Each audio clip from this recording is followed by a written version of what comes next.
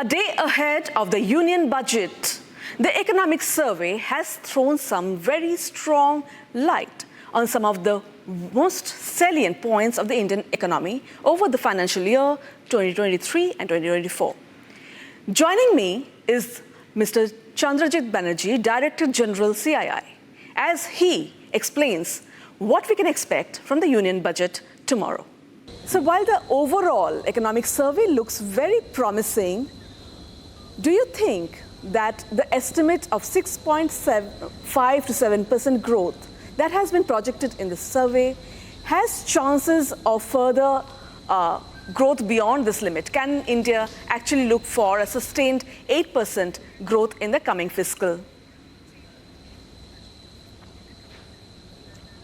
So, for our Amrit Kal and for India to reach Viksit Bharat at 2047, it is extremely important for us to grow at 8% and continuously 8% for years to come, and much more than 8% in fact.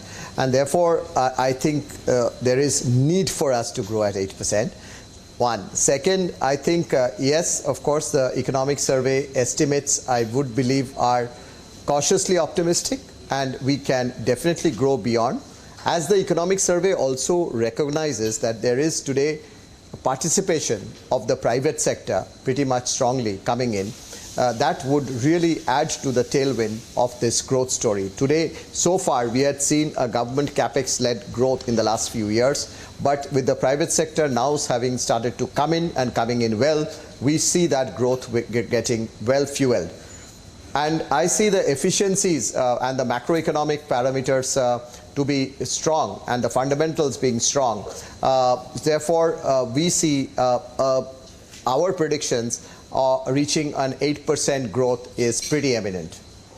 There is a sort of clear study which says that 7.8 million jobs will have to be generated in India by 2036 to accommodate the growing manpower in the country. But how do you think this is going to be possible? We understand that the government capex is growing and so is private capex, and it is normalized. But this number which is demanded of the country is huge. Where do you think, Mr. Banerjee, this sort of employment can be generated in India? So I think as the economic survey, in my quick seeing and reading, I saw focus on that it is, and I do believe in it, that this is a responsibility of all of us together, all stakeholders, government plus also the private sector, in terms of really addressing this important issue that you are raising of employment.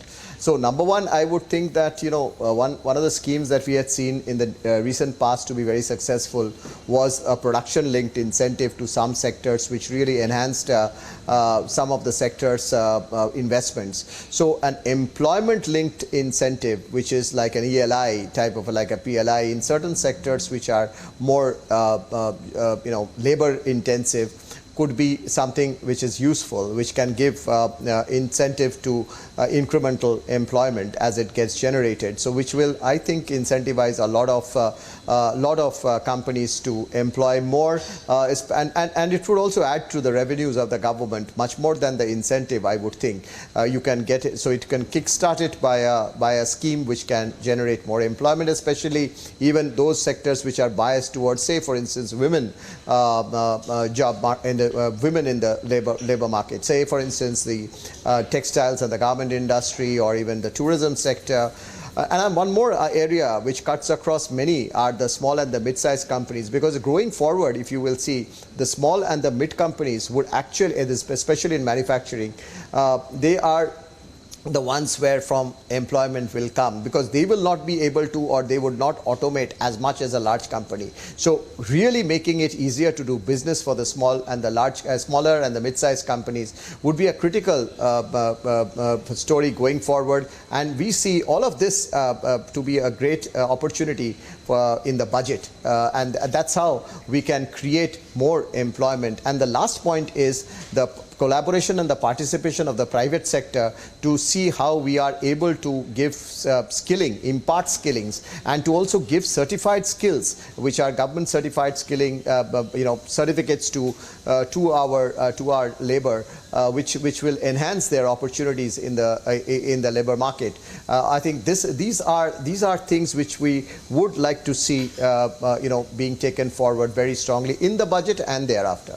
Very interesting point, Mr. Banerjee, which you mentioned was of skilling the manpower. We have often heard that while foreign institutions, foreign companies are interested in investing in India, they find a significant skill gap in the country. And the other point that you mentioned was of MSMEs. We know that the MSMEs are the backbone of India's economy, but yet they still have problems in getting access to finance. While they try to venture into the capital markets, it's not very easy to do that as well. So what do you think should be the government's thrust in empowering the MSMEs?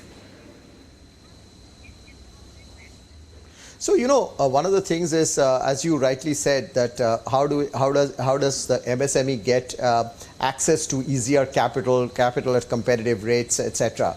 So, in that, I would think that what is important is what's going to be critical for MSME is the transition now. One type of transition is on the tech side, on the technology side. So, how do we really help MSME to get access to, when they upgrade technology or they look at being relevant and competitive, how do they get easier access to capital for technology upgradation? That is one, and that's something that I would think that the budget can easily, and I would be a strong expectation for the budget to focus on. The other aspect which is going to be very important for MSMEs, for our MSMEs to be a part of the supply chain both in India and globally, would be to see how we are able to focus on the green transition. And therefore, that's going to be very, very critical for MSME, because the global demand, the global expectation, even in India, we need to keep focus on that. And that global transition, for that green transition, sort of a fund which is required, which would be required, can be created with private sector participation, where we can really give that access so that the MSMEs are more compliant and can really focus on a transition on green in today's world. So these are the type of areas. And the third, which you really focused on, is there is so much of, when the MSMEs to work on, a lot have been done in the last few years on decriminalization of laws. In fact, even the labor laws, if you really look at, these are areas which which needs to be focused on much more in the coming years, and especially the budget can give direction to that for them, for the MSMEs to be facilitated to sort of easier way of doing business. And I would, before I conclude this discussion, I would just like to harp on one point which I found very interesting in the economic survey, which was the inclusion of women in the workforce. Obviously, India, as it wants to become a developed economy, it cannot do so without the inclusion of the fairer sex into the workforce. So we still do not have enough infrastructure to support women so that they can get out of the homes to enter with the workforce. So what do you think the finance minister can announce in a concrete way to help bridge this gap? So I would think if I can quickly talk about three quick things. One is two which we see, as you said, in the budget, and one which I see outside of the budget, but there's a responsibility. Number one, I think we can see a bias for women employment in the employment-linked incentive, that type of a scheme that I talked about.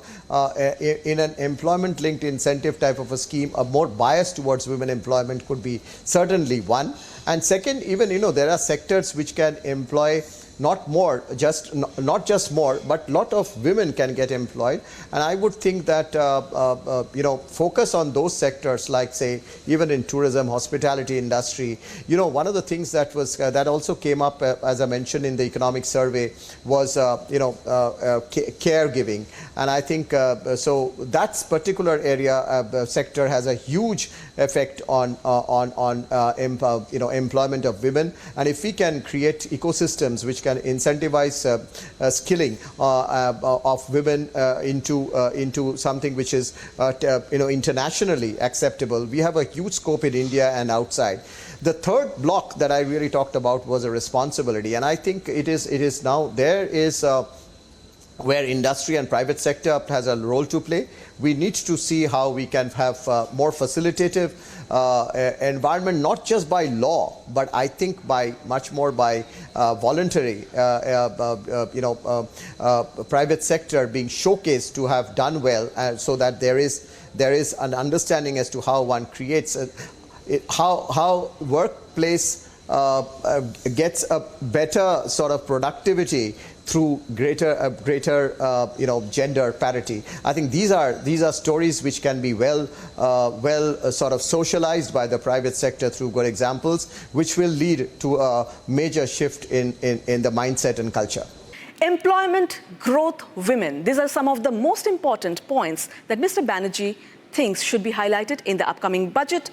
And only a day away from the union budget, which we are waiting for, we know that the best is yet to come, and the Indian economy is on a steady keel and its growth is unstoppable. Thank you, ladies and gentlemen, for watching this interview.